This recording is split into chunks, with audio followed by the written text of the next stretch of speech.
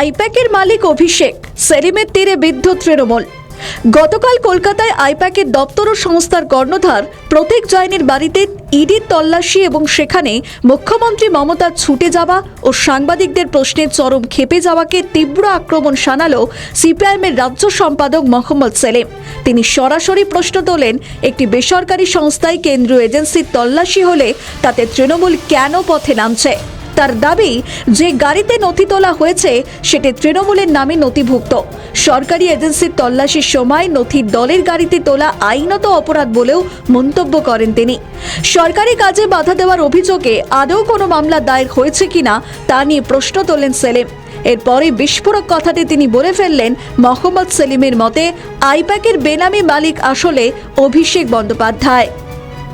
আরও সুর তুলে তিনি জানান, সততার সঙ্গে যদি তৃণমূল রাজনীতি করে তাহলে একটি সংস্থার কোম্পানিতে ইডির হানা হলে মাথা ঘুরছে কেন তৃণমূলের। ইডি সূত্রে এই তল্লাশি কয়লা পাচার কাণ্ডের সঙ্গে যুক্ত বলে জানানো হয়েছে। উল্লেখ করে সেলিম বলেন, আইপ্যাকের তো একটি ভোট কৌশল সংস্থা, সেখানে কালো টাকা এলো কি করে, সেটাই তদন্তের মূল প্রশ্ন হওয়া উচিত। সেলিমের সরাসরি অভিযোগ, কয়লা গরু পাচারের টাকা এই সংস্থায় বিনিয়োগ করা হয়েছে এবং বিভিন্ন দুর্নীতির অর্থ এখানেই ঘোরাফেরা করছে।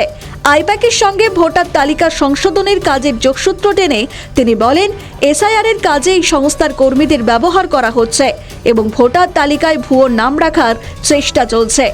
নির্বাচন কমিশনের মদতে এই কাজ হচ্ছে বলে অভিযোগ করেন তিনি।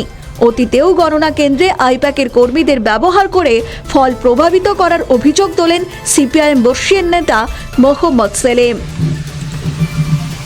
আমাদের ভিডিও ভালো লাগলে লাইক ও শেয়ার করুন, কমেন্ট সেকশনে আপনাদের মতামত জানান। আরও ভিডিও পেতে আমাদের চ্যানেলটিকে সাবস্ক্রাইব করুন এবং প্রতি মুহূর্তে খবরের আপডেট পেতে প্রেস করুন বেল আইকন।